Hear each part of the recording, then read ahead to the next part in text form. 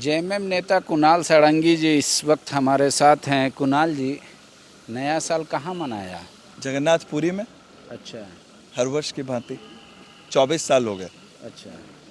भगवान से इतना स्नेह है या फिर नहीं, नहीं? 24 साल से मैं जाता हूँ। मैं हर 31 तारीख की रात को, जो 12 बजे की रात के बाद, अपनी माँ के साथ मैं जगन्नाथ भगवान के दर्शन करता हूँ। ये 24 सालों से, बस कोविड के 2 साल जब मंदिर बंद था तो मैं नहीं जा पाया। पार्टी में कुछ पद वगैरह मिल रहा है आपको? मैंने सुना? पहले भी पांडे जी आपको बहुत स्पष्ट रूप से कहा है, हेमंत सोरेन जी का साथ मेरे लिए सबसे बड़ा पद है और उससे बड़ा पद मुझे ना चाहिए और ना मैंने अपनी इच्छा जताई है। वो तो आप जो प्रयागराज में आईआईटी वाले बाबा टाइप का आप बात दे रहे अब आप हैं कि उसे हम शून्य शून्य प्रयागराज के हैं, शून्य बनना। आईआईटीएन बाबा की बात कीजिए। आप कोई उदाहरण दे दीजिए। मैंने इस बात को बहुत स्पष्टता के साथ कहा है और वो जानते हैं मेरी उपयोगिता कहाँ है। तो सही समय पर वो मेरा सही उपयोग करेंगे, जो पार्टी और राज्य दोनों के हित में होगा। जो जेएमएम का, जो आरजेडी का, जो कांग्रेस का घोषणा पत्र था, क्या वो परिलक्षित होगा सरकार के पहले बजट में?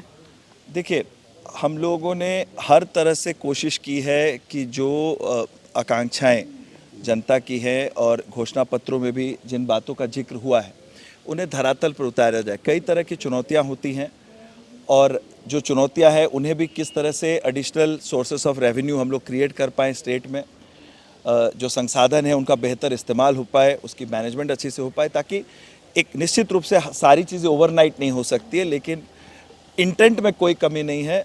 पूरी शिद्दत के साथ सरकार उन सभी आकांक्षाओं को पूरा करने की दिशा में प्रयासरत सीधा है। सवाल है, बजट में परिलक्षित होगा या निश्चित रूप नहीं? से दिखेगा। मैंने कहा आपको, इंटेंट है तो बजट में दिखेगा ही। सारे इंटेंट तो दलों का? बिल्कुल, जब ये गठबंधन की सरकार है तो एक समायोजित सोच के साथ ही ये सरकार आगे बढ़ेगी। ठीक है, आप तो विदेश में रहे भी और काम भी किया, संभवतः पढ़ाई लिखाई की। अब एक पूरे दुनिया में बहस का मुद्दा ये छिड़ा है कि वर्किंग आवर क्या होना चाहिए। मैं कुणाल सारंगी जी से जानना चाहता हूं कि पर्सनली आप क्या मानते हैं, एक इंसान का वर्किंग आवर क्या होना चाहिए? देखिए, मैंने भारत में, यूरोप में, अमेरिका में सारी जगहों पर काम किया है। सब जगह पर जो वर्किंग आवर्स होते हैं वो वहाँ के कल्चर के हिसाब से, वहाँ का जो आप कह सकते हैं कंपनी का वर्क कल्चर है, प्लस वहाँ का जो सोसाइटल वर्क कल्चर है, उसके हिसाब से वो निर्धारित किया जाता है। अब अरब देशों में अगर शुक्रवार को छुट्टी होती है तो कहीं शनिवार को छुट्टी होती है। तो मेरा ये मानना है कि क्वांटिटी ऑफ वर्किंग आवर्स से ज़्यादा डिस्कशन हम क्या क्वालिटी ऑफ वर्क उन वर्किंग आवर्स में ले पा रहे हैं, इस पर होनी चाहिए जो बहस है। अगर मैं 4 दिनों में वो काम कर पाता हूँ जो लोग 7 दिनों में नहीं कर पाते हैं, तो मेरे लिए 4 दिन काम करने आवश्यक है। और वर्क लाइफ बैलेंस उसका मोटो रहना चाहिए। कोई आकर ये कह रहा है कि हफ्ते में आप 50 घंटे काम कीजिए, कोई कहता है हफ्ते में 100 घंटे काम कीजिए। तो ये घंटों के आधार पर इसका निर्धारण नहीं होना चाहिए। आपकी अपनी जो प्रायोरिटी है, जो कंपनी की प्रायोरिटी है, और आप अपने एम्प्लॉय की प्रोडक्टिविटी को कैसे बढ़ा रहे हैं, उसके रेशियो को देखते हुए आप इसका निर्धारण कर सकते नहीं, हैं। पुलिस वाले बहुत हमसे सवाल करने लगे जैसे ये बहस दुनिया में छिड़ा कि वर्किंग आवर 55 घंटा या 50 घंटा होना चाहिए, कि हम लोग बोल रहे हैं कि 365 दिन 24 घंटा काम करते हैं और वर्दी भत्ता, भोजन भत्ता तो सरकार दे भी नहीं रही है पिछले कई सालों से। तो पुलिस वाले ज़्यादा उत्साहित हो गए थे। तो हम ये जानना चाह रहे हैं कि क्या उनको उत्साहित होने का कारण है, सरकार उनको भी वीक ऑफ देगी पुलिसकर्मी को, या 55 घंटे, या बाकी कर्मचारियों को भी वैसे ही ट्रीट करेगी, या आप लोग सोच रहे हैं कि जैसा सिस्टम चल रहा है वैसे चलने दी? देखिए, ये one size fits all solution है ही नहीं। चाहे पुलिस कर्मियों की हम बात करें तो स्वास्थ्य कर्मियों की सिचुएशन अलग होती है, पुलिस कर्मियों की अलग होती है, जो शिक्षक है उनकी अलग होती है, कोई प्लेयर है उसकी अलग होती है। तो आप एक साइज़ की आप सारी फिट को नहीं ला सकते हैं।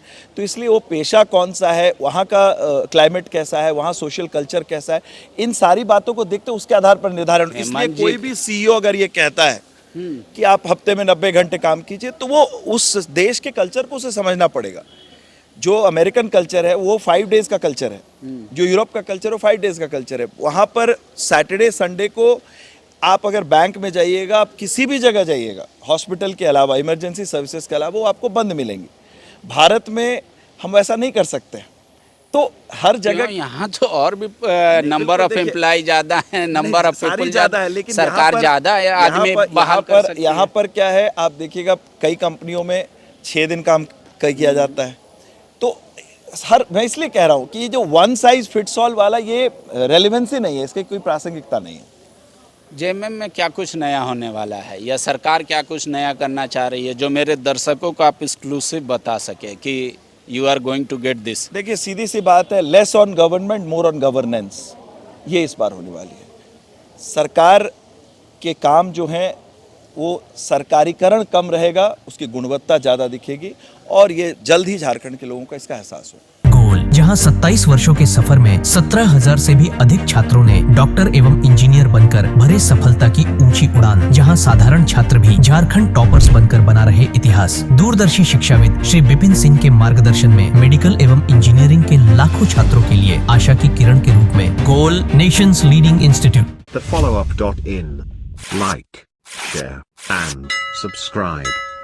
www.thefollowup.in